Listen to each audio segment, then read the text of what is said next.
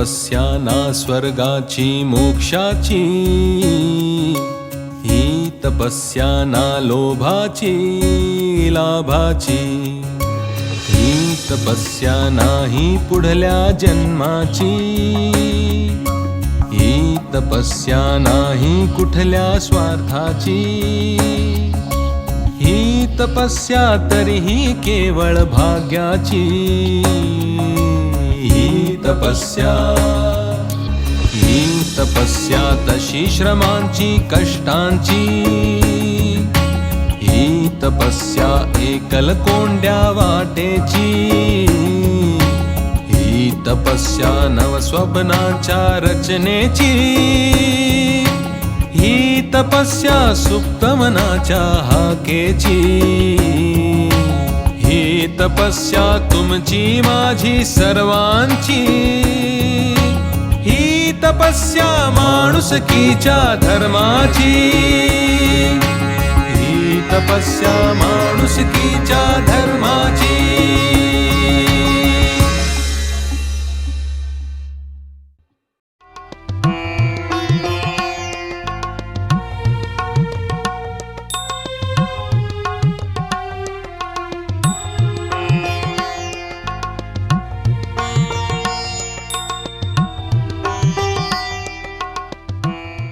लहानपण देगा देवा, मुंगी साखरेचा रवा.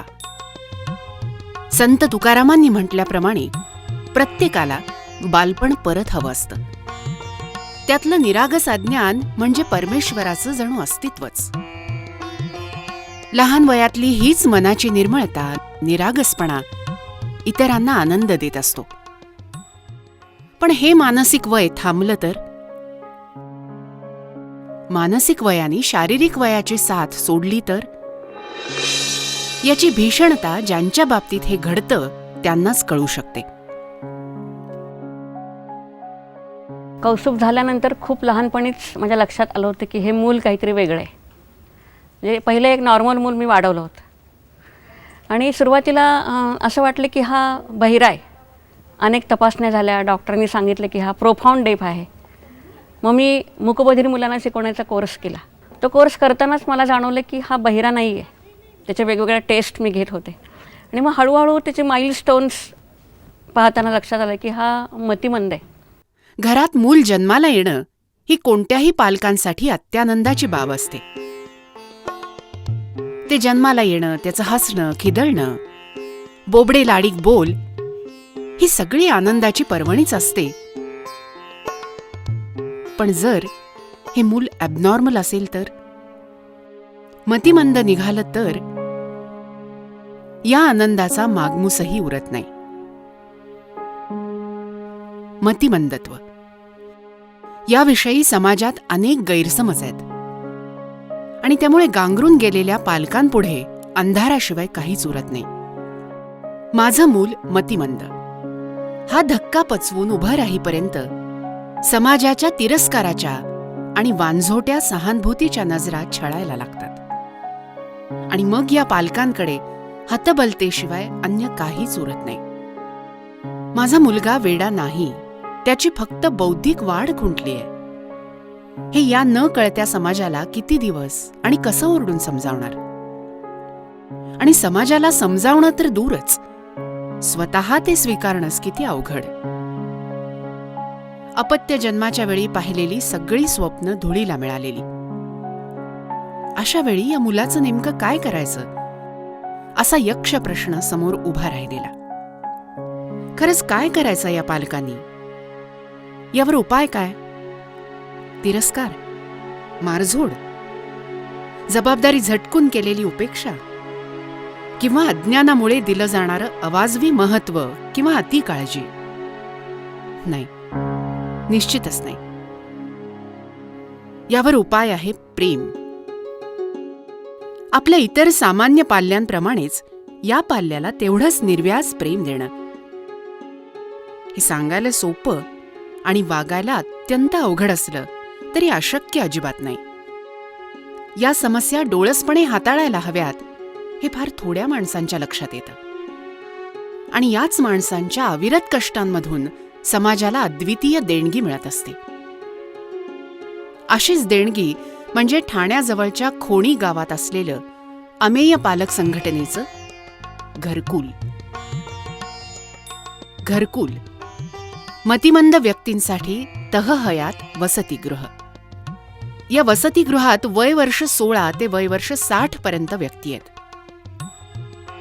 जगण्याची ही अनोखी लढाई नकळतपणे लढत आहेत. या लढाईची सुरुवात झाली ती ठाण्याच्या अस्तित्व शाळेतनं. या शाळेत असणाऱ्या सर्व समधर्मी पालकांनी एकमेकांचं दुःख ओळखलं, पण नेमकं काय करायचं हे नक्की कळत नव्हतं. या शाळेत मुलं येतात. अनेक सोयी सुविधांमुळे या शाळांमधनं अपेक्षित तेवढा परिणाम साधलाही जातो. पण अशा शाळांमधनं केवळ 18 वर्ष वयापर्यंतच अशा मुलांना सांभाळलं जातं. पुढे ही मुलं घरच्यांचीच जबाबदारी असतात. मग 18 वर्षांपुढच्या मतिमंद व्यक्तींचं काय? आपल्या मुलाचं काय? आपल्याला जरी 2 अपत्य असली तरी या विशेष अपत्याचा खोडा दुसऱ्या भावंडाच्या पायात घालणं योग्य नाही. हे विशेष मूल जे आहे ते आयुष्यातील सगळ्या गोष्टीला वंचित झालेलं आहे. ते दुसरं अपत्य जे आहे ते सगळं आयुष्य आपल्या पद्धतीने जगू शकणार आहे, पण त्याला तसं जगण्यासाठी आपल्याला त्याची स्पेस दिली पाहिजे. याचा खोडा त्याच्या पायात घालणं म्हणून योग्य नाही आहे. या प्रश्नाला उत्तर काही केलं सापडत नव्हतं. आणि मग खूप पुढचा विचार आम्ही खूप लवकर केला की आपल्यानंतर या मुलाचं काय होणार आहे. तोच विचार डोळ्यासमोर ठेवून आजही आम्ही पालकांचं काउन्सिलिंग करत असतो. म्हणजे थेट प्रश्न मनाला विचारायचं की उद्या सकाळी जर मी झोपेतून उठलेच नाही तर या माझ्या मुलाचं काय होणार आहे. या भीतीवजा प्रश्नातनं पुढचा मार्ग खुला झाला. अस्तित्वमधल्या मेजर काळे यांनी या सगळ्या पालकांसमोर मतिमंद मुलांच्या वसतिगृहाचा एक प्रस्ताव मांडला आणि पालकांनी तातडीने याला संमती दिली. की वसतिगृह उभं करायचं म्हणजे जमीन पाहिजे, म्हणजे इमारत पाहिजे, म्हणजे फर्निचर पाहिजे. दीर्घकाल त्यांना सांभाळण्यासाठी ज्या काही साधन सुविधा सामग्री लागेल आणि त्या पुन्हा सातत्याने लागणार आहेत. मग आता पैसा उभा कसा राहणार? मग आम्ही जे 25-30 पालक एकत्र होतो त्या सगळ्यांनी आम्ही एक रिकरिंग उघडलं. 91 साली पैसे हाती आल्यानंतर आम्ही संस्था रजिस्टर केली. मग जागेचा शोध सुरू केला. एक गोष्ट नक्की होती की 4-5 ब्लॉक एकत्र केले आणि त्या ठिकाणी उभं केलं असं होणार नव्हतं.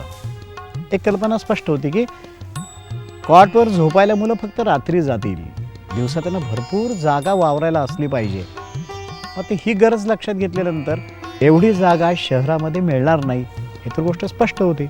तेव्हा खूप दूर नको, खूप जवळ नको, हा सगळ्या मर्यादेमध्ये शेवटी आमचे एक मित्र करंदीकर हे या भागामध्ये रोड कन्स्ट्रक्शनच्या उपक्रमामध्ये होते.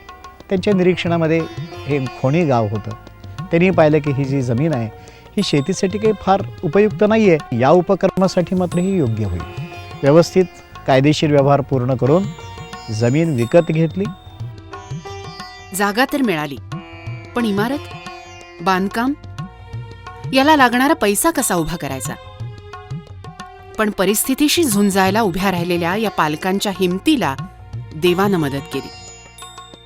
अशा कामात सुरुवात करणाऱ्याला समाज नेहमीच मदत करतो. इमारतीचं काम सुरू होणार इतक्यात काळानी डाव साधला. या पालकांना धीर देणाऱ्या मेजर काळेंना काळानी हिरावून नेलं. पण हे पालक खचले नाहीत. सीमेवर घडणाऱ्या घटनेत गेलेल्या सैनिकाची जागा दुसरा सैनिक लढवतो, त्याप्रमाणे बर्वे सरांनी मोर्चा लढवायला सुरुवात केली. नुसती जागा मिळणं एवढ्यानं भागणार नव्हतं. हा केवळ टप्पा होता. हे घरकुल म्हणजे या मुलांचं दुसरं घर आहे. त्यामुळे इथे वसतिगृहामध्ये दिसणारा तटस्थपणा चुकूनही दिसत नाही. या मुलांची निश्चित अशी काही दिनचर्या नाही.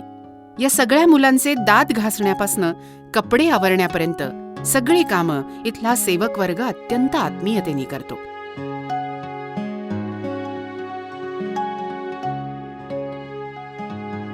हे काम करणं केवळ पगारापोटी नाही, तर ही मुलं स्वतःची आहेत या मायेपोटी असतं.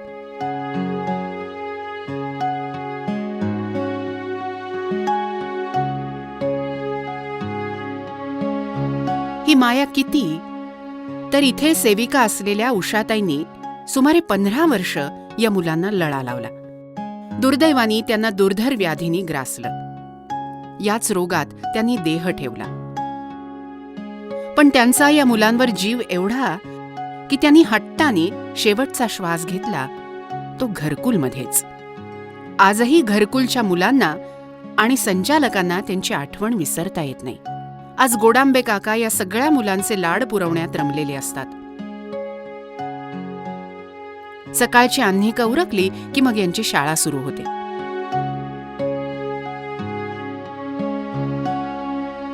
यात म्हटल्या जाणाऱ्या बडबड गीतांची मज्जा काही वेगळीच.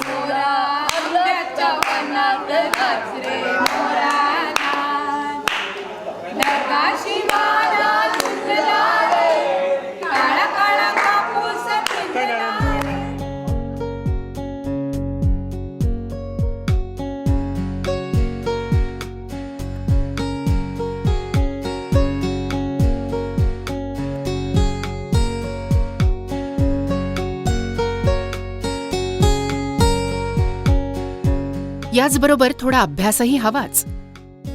त्यासाठी करून दिली जाते अक्षर ओळख.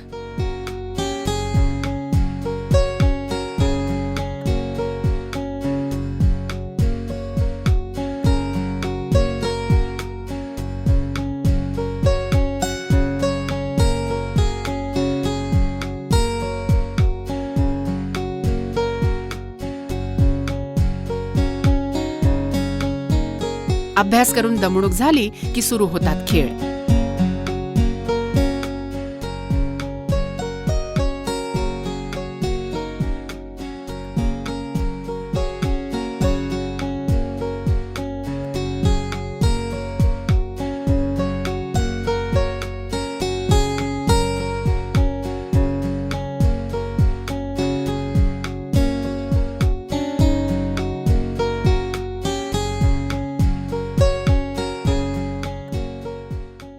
या खेळांबरोबरच त्यांना फुलांच्या पाकळ्या किंवा भाज्यांच्या साहाय्याने चित्र बनवण्यासारखे छंद शिकवले जातात.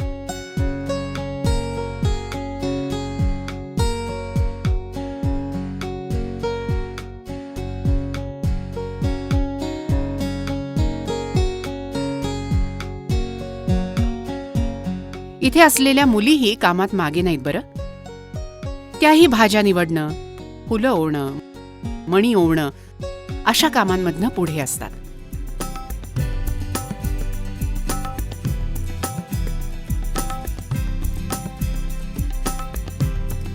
हे सगळं करताना त्यांच्या चेहऱ्यावरचा आनंद आणि तल्लीनता पाहिली की खेळातनं मिळणारं शिक्षण जाणवतं. आणि या शिक्षणातला आनंद टिकवून ठेवण्याचं महत्वाचं काम गोखलेबाई या मुलांइतक्याच ऊर्जा आणि उत्साहाने करत असतात.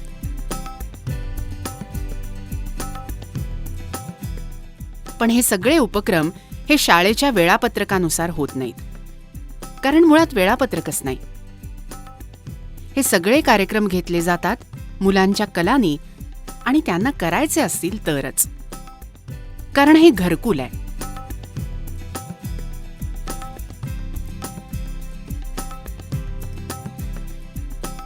म्हणूनच दुपारच्या वेळचं रुचकर जेवण इथले सेवक आणि पालक मिळून घरच्यासारखा स्वयंपाक करतात. इथेही या मुलांवर कुठलंही बंधन नाही. मुलं स्वतःला हवं ते आणि हवं तितकं खाऊ शकतात. त्यातही पुन्हा प्रत्येकाची वेगळी तऱ्हा. कुणी सगळ्यांमध्ये बसून जेवणार, तर कुणी एकांतात स्वांत सुखाय जेवणाचा आनंद घेणार.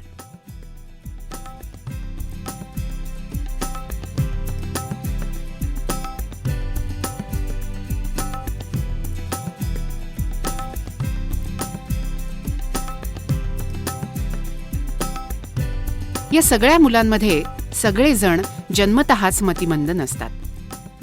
जसा हा माधव.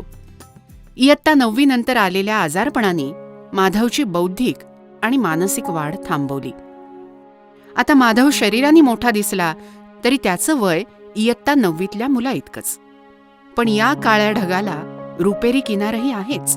माधव उत्तम डायरी लिहितो आणि अगदी तारीखवाराच्या तपशिलासकट.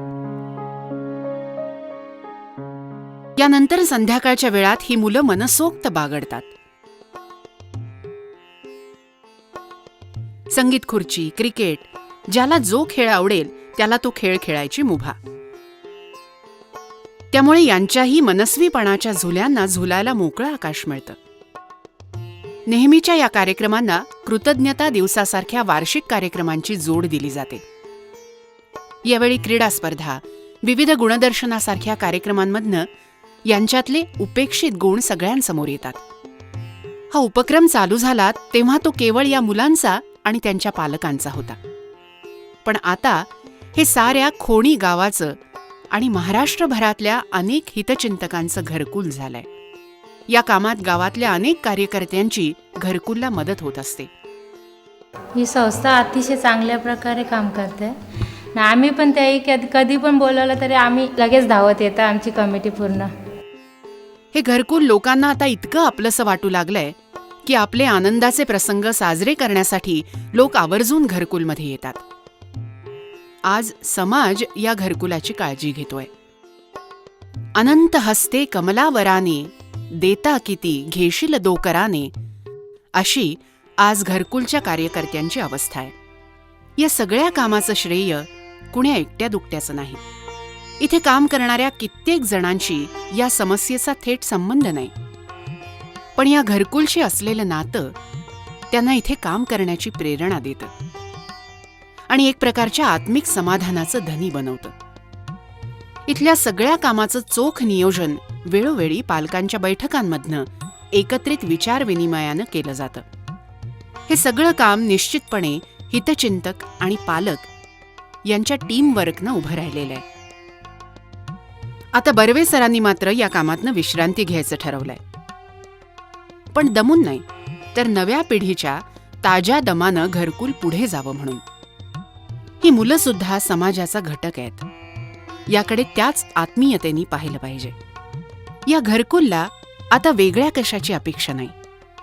अपेक्षा आहे फक्त प्रेमाची, जवळ घेण्याची, आपलं म्हणण्याची. ज्यांची बाग फुलून आली त्यांनी 2 फुलं द्यावीत. ज्यांची बाग फुलून आली त्यांनी 2 फुलं द्यावीत.